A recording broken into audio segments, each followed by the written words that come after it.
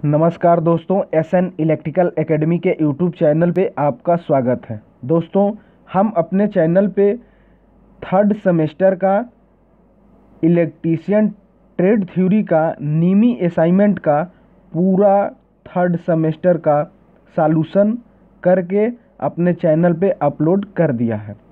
यदि आप उस असाइनमेंट को यानी थर्ड सेमेस्टर को आप नहीं देखे हैं तो अगर उसको आप देखना चाहते हैं तो आप चैनल पर जा कर के वहाँ प्लेलिस्ट बनी हुई है electrician trade theory second year, उसके आप जा कर के उसमें क्रम से हम रखे हुए हैं 1, 2, 3 टोटल 1 से लेकर के 19 पार्टों में हम थर्ड सेमेस्टर का सॉल्यूशन पूरा कर दिए हैं।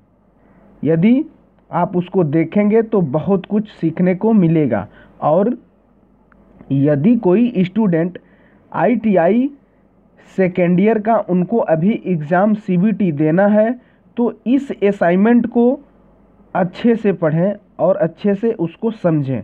जो भी हम एक्सप्लेन करते हैं उसके एक्स्ट्रा फैक्ट बताते हैं, उसको अपनी कॉपी में नोट डाउन कर लें, जिससे आपकी तैयारी और बेस्ट से बेस्ट होगी। और अभी आपको मिल रहा होगा क्वेश्चन जिसमें हम 6 जनवरी 2022 के कुछ क्वेश्चन सॉल्यूशन करके चैनल पे डाल रहे हैं। उसमें आप देख रहे होंगे, आप ध्यान से देखिएगा कि इस पीडीएफ से ही उससे क्वेश्चन आते हैं। इसी पीडीएफ में का क्वेश्चन निकाल करके और आपके एग्ज़ाम में सीबीटी एग्ज़ाम में पूछे जाते हैं। इसलिए इस पीडीएफ को बहुत ध्यान से पढ़िए और समझिए। तो आज मैं इस असाइनमेंट का सेमेस्टर 4 सॉल्यूशन करने जा रहा हूं और 4 सेमेस्टर का ये पहला वीडियो होगा। इसको ध्यान से समझिएगा। आईटीआई सेकेंड ईयर वाले स्टूडेंट के लिए ये पीडीएफ काफ़ी इम्पोर्टेंट होगी, क्योंकि इससे हूबहू क्वेश्चन 100% मिलेंगे आपको सीबीटी एग्ज़ाम में। इसलिए आप अच्छे से देखिएगा, समझिएगा। यदि किसी क्वेश्चन पे डाउट हो जाता है तो हमें कमेंट बॉक्स में कमेंट कीजिएगा, हम उसका ज़रूर रिप्लाई देंगे। तो आइए दोस्तों, क्वेश्चन स्टार्ट करते हैं। पहला जो क्वेश्चन है वो प्रकाश की तीव्रता मापने के लिए किस अवरोधक का उपयोग किया जाता है? लाइट इंटेंसिटी मेजर करना है। तो ऑप्शन जो ए है वो बीडीआर का जो फुल फॉर्म होता है वोल्टेज डिपेंडेंट रजिस्टर। इसमें क्या होता है कि इसमें वोल्टेज को जब हम बढ़ाते हैं तो इसका रजिस्टेंस जो है वो कम होता है, और वोल्टेज घटेगा तो रजिस्टेंस बढ़ेगा। इसका मतलब ये हुआ कि जो इसका रजिस्टेंस है वो वोल्टेज पे डिपेंड कर रहा है, इसलिए इसका जो नाम होगा VDR, voltage dependent register. Next जो ऑप्शन है एनटीसी। एनटीसी का मतलब होता है निगेटिव टेम्परेचर कोफिशिएंट। इसका दूसरा जो नाम होता है वो थर्मिस्टर होता है। इसके जो अंतर्गत आते हैं वो जितने भी सेमीकंडक्टर हैं वो सब एनटीसी के अंतर्गत आएंगे, और इंसुलेटर भी जो होंगे, इंसुलेटर वो भी एनटीसी के ही अंतर्गत आएंगे, और एनटीसी का दूसरा नाम थर्मिस्टर भी होता है। नेक्स्ट जो ऑप्शन है पीटीसी। पीटीसी को बोलते हैं पॉजिटिव टेम्परेचर कोफिशिएंट, और इसका दूसरा नाम जो होता है वो सेंसीटर होता है। तो इसमें क्या कंडीशन है कि इसमें जितने भी मेटल आएंगे, धातुएं आएंगी, इसमें पीटीसी में आएंगी। इसका ये कंडीशन होता है कि यदि इसमें हम टेम्परेचर देंगे तो इसका अगर टेम्परेचर हम बढ़ा रहे हैं तो इसका रजिस्टेंस जो है वो भी बढ़ेगा। ठीक है। और पिछला जो अभी हम एनटीसी का बताए थे वहाँ छूट गया था। एनटीसी में क्या कंडीशन होता है कि इसमें हम टेम्परेचर देंगे, टेम्परेचर यदि हम बढ़ाते हैं तो इसका रजिस्टेंस घटता है। नेक्स्ट जो ऑप्शन है वो एलडीआर है। LDR का फुल फॉर्म होता है लाइट डिपेंडेंट रजिस्टर। इसका मतलब यह हुआ कि यदि किसी डिवाइस पे हम लाइट डाल रहे हैं तो जितनी लाइट तेज होगी उसका रजिस्टेंस उतना ही कम होगा। तो यहाँ जो कहा है कि प्रकाश की तीव्रता को मापने के लिए कौन से अवरोधक का उपयोग किया जाता है, यानी LDR का प्रयोग किया जाएगा, लाइट डिपेंडेंट रजिस्टर, यानी ऑप्शन नंबर ए सही हो, सॉरी दोस्तों, ऑप्शन नंबर डी सही हो जाएगा। Next question 2 number, silicon semiconductor diode किस कोड को इंगित करता है? सिलिकॉन जो होता है वो बी से इंडिकेट किया जाता है, सिलिकॉन सेमीकंडक्टर को बी से इंडिकेट करेंगे और जर्मेनियम सेमीकंडक्टर को ए से डिनोट करेंगे। ध्यान रखिएगा, सिलिकॉन सेमीकंडक्टर को बी से और जर्मेनियम सेमीकंडक्टर को ए से डिनोट करते हैं। तो यहाँ जो है सिलिकॉन को पूछा है, यानी ये बी से स्टार्ट होगा, तो ऑप्शन जो ए है ओ ए है, गलत हो जाएगा। बी जो ऑप्शन है वो BY126 है, यानी ऑप्शन नंबर बी सही हो जाएगा। अगर ए से रहता तो वो जर्मेनियम में चला जाता। Next question 3 number, full wave rectifier का इनपुट रिपल फ्रीक्वेंसी क्या होगा? फुल वेव का, इसमें कंडीशन होता है कि हाफ वेव और फुल वेव। फुल वेव में 2 आते हैं, एक सेंटर टैप्ड होता है और एक ब्रीज होता है। तो हाफ वेव में फ्रीक्वेंसी जो होती है f होती है और फुल वेव के सेंटर टैप्ड में भी 2f होती है और ब्रीज में भी 2f होती है। यहाँ जो पूछा था फुल वेव रेक्टिफायर के इनपुट रिपल, फुल वेव के इनपुट रिपल, तो फुल वेव के दोनों में से किसी एक का कंफर्म तो किया नहीं है। यहाँ जो है दोनों सेंटर टैप्ड और ब्रिज दोनों सेम है, इसलिए यहाँ 2 प्रीफर करेंगे, इसलिए ऑप्शन जो है वो सी सही हो जाएगा, 2F। नेक्स्ट क्वेश्चन 4 नंबर, एक सक्रिय घटक कौन सा है, मतलब एक्टिव कंपोनेंट कौन सा है? एक्टिव कंपोनेंट जो होता है वो इलेक्ट्रॉनिक्स, जितने भी इलेक्ट्रॉनिक्स सर्किट में इक्विपमेंट लगाए जाते हैं वो सभी एक्टिव कंपोनेंट में आते हैं। तो आप और ऑप्शन जो है इंडक्टर, इंडक्टर जो है ना RLC, जैसे रजिस्टर, इंडक्टर और कैपेसिटर, ये जो होते हैं तीनों पैसिव कंपोनेंट में आते हैं। तो ऑप्शन जो ए है इंडक्टर, ये पैसिव कंपोनेंट में आ जाएगा। बी जो है रजिस्टर, ये भी पैसिव कंपोनेंट में आएगा। कैपेसिटर ये भी पैसिव कंपोनेंट में आएगा, यानी ये तीनों पैसिव कंपोनेंट में आएंगे। और ये डी ऑप्शन जो दिया है ट्रांजिस्टर, ये जो है एक्टिव कंपोनेंट के अंतर्गत आएगा, इसलिए ऑप्शन नंबर डी सही हो जाएगा। नेक्स्ट क्वेश्चन 5 नंबर, कौन सा अक्षर यौगिक पदार्थ कैडमियम सल्फाइड को इंगित करता है? कैडमियम सल्फाइड को जो इंगित करता है वो आर होता है, आर, यानी ऑप्शन नंबर डी सही हो जाएगा। नेक्स्ट क्वेश्चन 6 नंबर, प्रतीकों का नाम क्या है? नेक्स्ट फिगर दिया होगा, इसमें ये जो है ये प्रतीक का क्या नाम है? ये जो है ये एंड गेट यहाँ पे बना हुआ है, एंड गेट के बाद एक नॉट गेट लगाया गया है। तो जब and gate plus not gate आपस में जुड़ के बनते हैं तो ये जो गेट बनता है ये नैंड गेट बनता है, NAND, नैंड गेट बनता है। और नैंड गेट का आउटपुट जो होता है Y = A/B पर बार होता है, इसलिए ऑप्शन जो होगा यहाँ देख रहेंगे आउटपुट में ये चीज़ दिया हुआ है, यानी नैंड गेट होगा, ऑप्शन नंबर डी सही हो जाएगा। अगर ए ऑप्शन की बात करते तो ए ऑप्शन का आउटपुट जो होता वो Y = A+B हो जाता, यानी और गेट का ये कंडीशन होता।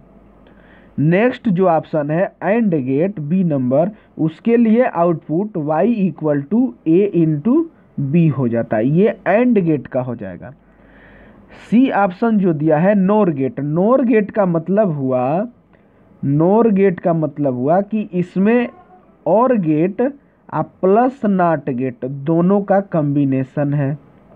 इसका जो आउटपुट बनेगा y इक्वल टू और गेट का पीछे अभी हम देखें a प्लस बी होता है और इसमें नॉट लग गया, यानी जो इसका आउटपुट होगा उसका रिवर्स हो जाएगा, तो इसी पर हम बार दे देंगे, ये नॉर गेट का हो जाएगा।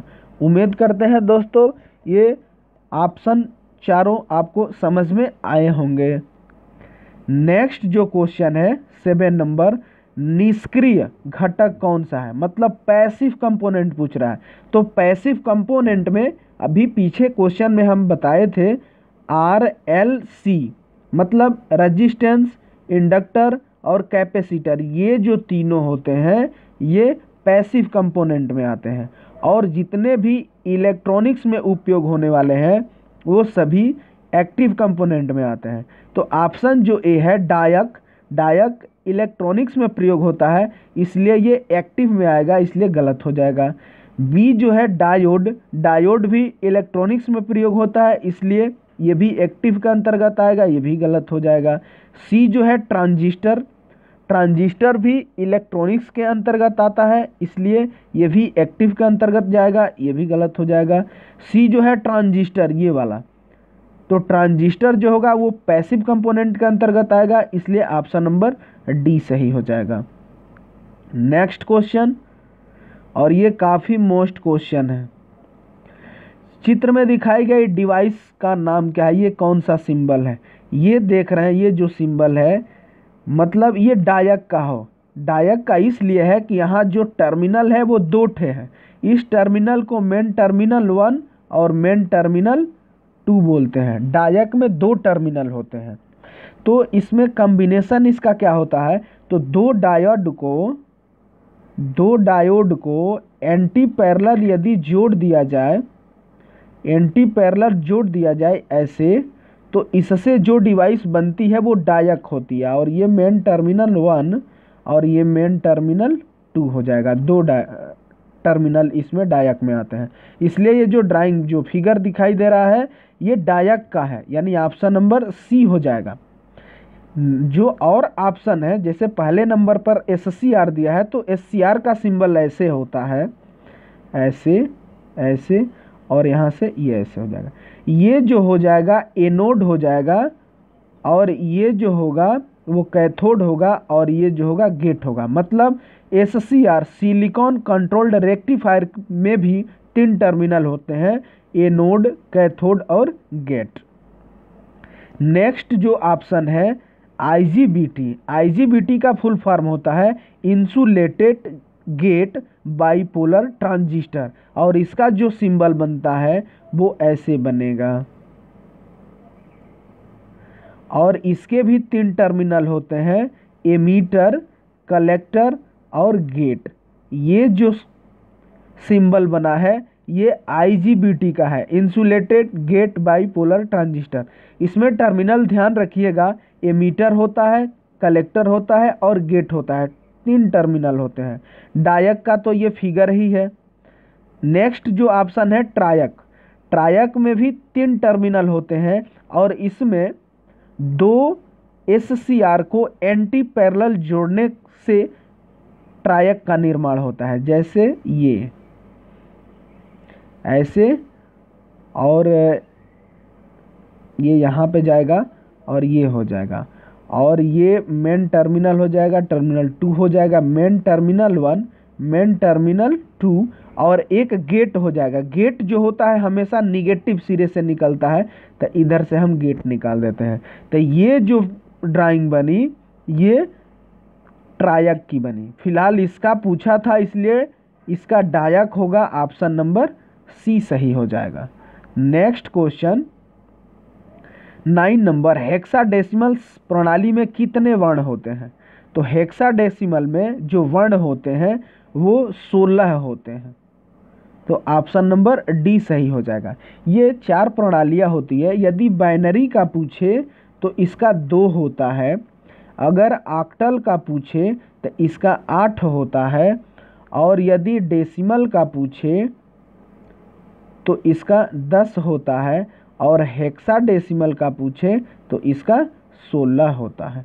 इसलिए हेक्साडेसिमल का पूछा गया था, इसलिए यहाँ ऑप्शन नंबर डी सही हो जाएगा। नेक्स्ट क्वेश्चन, और आज का ये अंतिम क्वेश्चन होगा 10 नंबर। कौन सा इलेक्ट्रॉनिक सर्किट बिना इनपुट के एसी सिग्नल उत्पन्न करता है? बिना इनपुट के एसी सिग्नल जो उत्पन्न करता है वो जो होता है ऑक्सीलेटर होता है। ऑक्सीलेटर, ऑप्शन जो ए दिया है वो फिल्टर सर्किट जो होता है वो फिल्ट्रेशन का काम करता है। मतलब कन्वर्टर में जैसे डीसी हमको प्राप्त करना है या रिपल को समाप्त करना है तो उसमें फिल्टर सर्किट का प्रयोग किया जाता है, इसलिए गलत हो जाएगा। बी जो ऑप्शन है वो रेक्टिफायर का काम जो होता है एसी टू डीसी कन्वर्ट करने का काम होता है, इसलिए भी गलत हो जाएगा। प्रवर्धन एम्पलीफायर सर्किट का जो काम होता है वो इम्प्रूव का काम करता है, मतलब बढ़ाने का काम करता है, तो इसलिए ये भी गलत हो जाएगा। डी जो है ऑक्सीलेटर सर्किट, यानी ऑप्शन नंबर डी सही हो जाएगा, ऑक्सीलेटर। इसमें ध्यान देने वाली बात है, एक मोस्ट क्वेश्चन पूछे जाते हैं कि एम्पलीफायर में कौन सा फीडबैक दिया जाता है, तो एम्पलीफायर में जो फीडबैक दिया जाता है वो निगेटिव फीडबैक दिया जाता है। और यदि ऑक्सीलेटर में पूछे कि ऑक्सीलेटर में कौन सी फीडबैक दी जाती है तो इसमें पॉजिटिव फीडबैक दी जाती है। तो दोस्तों उम्मीद करते हैं कि आपको सभी क्वेश्चन आपस समझ में आए होंगे। फिर भी कोई डाउट रहता है तो हमें कमेंट कर सकते हैं, हम उसका ज़रूर आंसर एक्सप्लेन करेंगे। और साथ ही साथ आपसे निवेदन रहेगा कि इस वीडियो को ज़्यादा से ज़्यादा लाइक करें, शेयर करें, और यदि आप इस चैनल पर नए हैं तो प्लीज़ दोस्तों इस चैनल को सब्सक्राइब करें। दोस्तों ज़्यादा से ज़्यादा सपोर्ट करें इस चैनल को, ताकि हम बेस्ट से बेस्ट देने का प्रयास करें। तो दोस्तों इसी उम्मीद के साथ इस वीडियो में बस इतना ही। तब तक के लिए बाय बाय, टेक केयर।